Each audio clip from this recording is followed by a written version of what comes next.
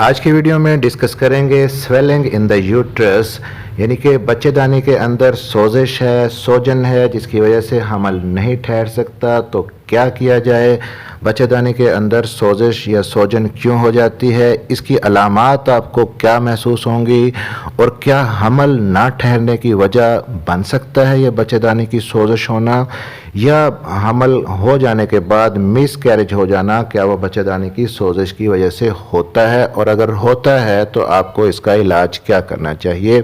इन्हीं चीज़ों पे बात करेंगे। मेरा नाम है डॉक्टर ताहिर और आप देख रहे हैं YouTube channel doctor helping health. इस चैनल पर जनरल हेल्थ इश्यूज़ के बारे में, मेल और फीमेल हेल्थ इश्यूज़ के बारे में, और इसी तरह हमल से पहले के मसाइल, हमल के दौरान के और हमल के बाद के जितने मसाइल हैं उनके बारे में बहुत डिटेल्ड वीडियोस आपके लिए मौजूद हैं। तो चैनल को सब्सक्राइब ज़रूर कर लीजिएगा और बेल नोटिफिकेशन ऑन कर लीजिएगा ताकि नई आने वाली वीडियो आप तक पहुंच सके। अक्सर ख़वातीन और क्लिनिक पे आने वाले पेशेंट्स हमसे ये सवाल पूछते हैं कि हमें बच्चेदानी की सोजिश है, सोजन है, तो हमने कंसीव तो किया था लेकिन उसके बाद हमल ना ठहर सका, तो क्या बच्चेदानी की सोजन की वजह से हम कंसीव नहीं कर पा रहे, हमल नहीं ठहर पा रहा, और इसका हल क्या है। तो सबसे पहले तो ये जान लें कि अगर आपको बच्चेदानी के अंदर सोजिश होगी या सोजन होगी तो उसकी अलामात आपको क्या महसूस होंगी। सबसे पहले पेट के निचले हिस्से में शदीद दर्द रहता है अगर बच्चेदानी के अंदर सोजिश हो। दर्द पूरा महीना भी रह सकता है, या माहवारी के दिनों में ज़्यादा होता है, या माहवारी गुजर जाने के बाद के दिनों में ज़्यादा होता है। इसके अलावा दर्द के अलावा बाज़ ख़वातीन में पेट के निचले हिस्से में भारीपन की शिकायत रह सकती है और कमर दर्द की शिकायत भी रहती है अगर इन्फ्लेमेशन हो, यूट्रस के अंदर स्वेलिंग हो या सोजन हो।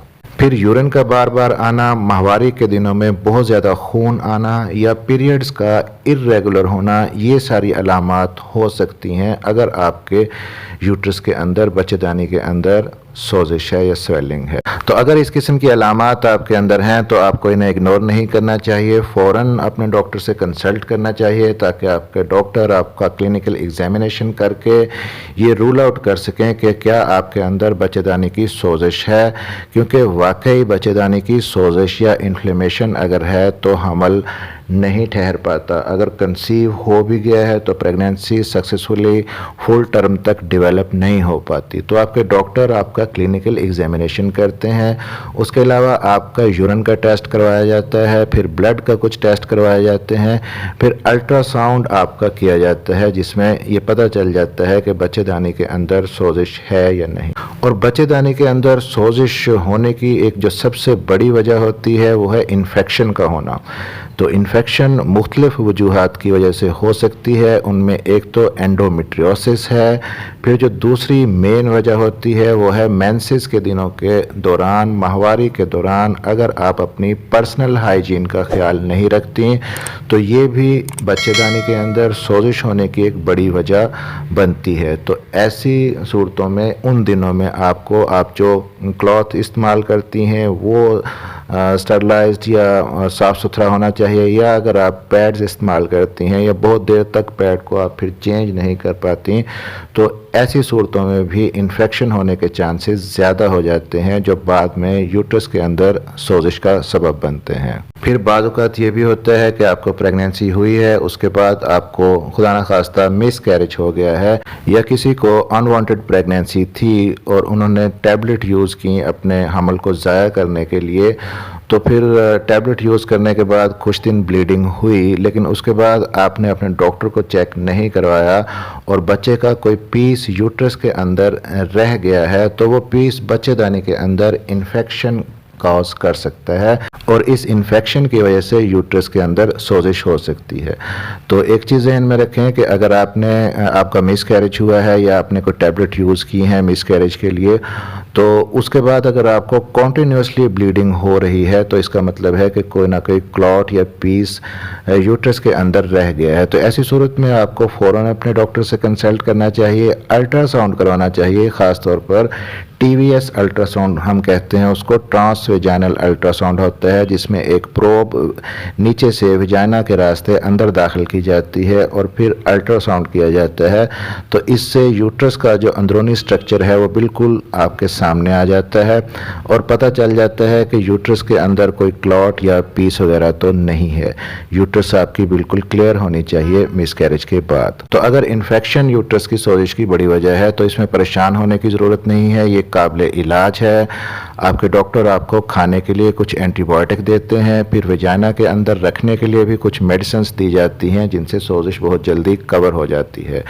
फिर अगर कोई और रीज़न है जैसे कि हार्मोनल इम्बैलेंस अगर किसी को है तो वो भी सोजिश की वजह बन सकता है, या PCOD या पॉलीसिस्टिक ओवेरियन सिंड्रोम अगर है उसकी वजह से बच्चेदानी के अंदर रसौलियाँ बन गई हैं तो वो भी यूट्रस के अंदर सोजिश कर सकती हैं। तो ऐसी सूरत में डॉक्टर आपका ब्लड टेस्ट करते हैं। ब्लड टेस्ट में अगर हार्मोन का मसला है तो आपको हार्मोनल थेरेपी के लिए टैबलेट खाने के लिए दी जाती हैं, और अगर अल्ट्रासाउंड पे आपको बच्चेदानी के अंदर रसौलियाँ हैं तो उन रसौलियों का अगर इलाज मेडिसिन से मुमकिन नहीं होता तो फिर डॉक्टर आपको सर्जरी एडवाइस करते हैं।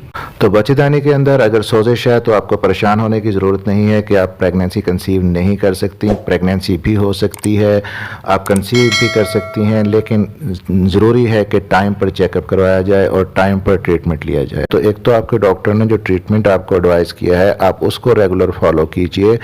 इसके अलावा कुछ टिप्स मैं आपको बताता हूँ, वो अगर आप फॉलो करती हैं तो सोजिश की वजह से जो पेन होता है वो आपका काफ़ी हद तक रिलीव रहेगा। सबसे पहला जो इसमें टिप है वो है पेल्विक मसाज, यानी कि आपका जो पेल्विक एरिया है, नाक के इर्द गिर्द का जो एरिया है, वहाँ पे अगर आप लेवेंडर ऑयल से या किसी भी और ऑयल से 2 या 3 ड्रॉप्स उसके लेके हल्का हल्का जेंटली आप अपने पेट पे मसाज करती हैं, पेल्विक एरिया पे मसाज करती हैं 10 से 15 मिनट तक। तो इससे आपके जो पेल्विक एरिया के मसल्स हैं वो काफ़ी हद तक रिलैक्स हो जाएंगे और आपको पेन में काफ़ी अफाका मिलेगा। जिंजर टी आप बना सकती हैं।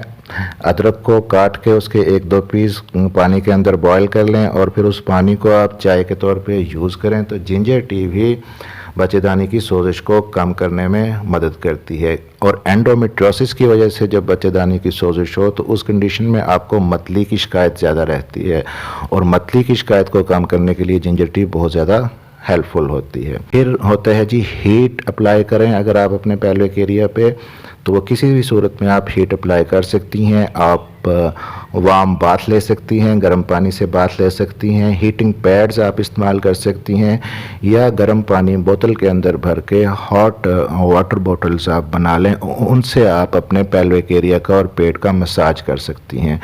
तो हीट की वजह से आपके जो पेल्विक एरिया के मसल्स हैं वो भी रिलैक्स हो जाते हैं और क्रैम्पिंग और पेन की शिकायत कम से कम होती है।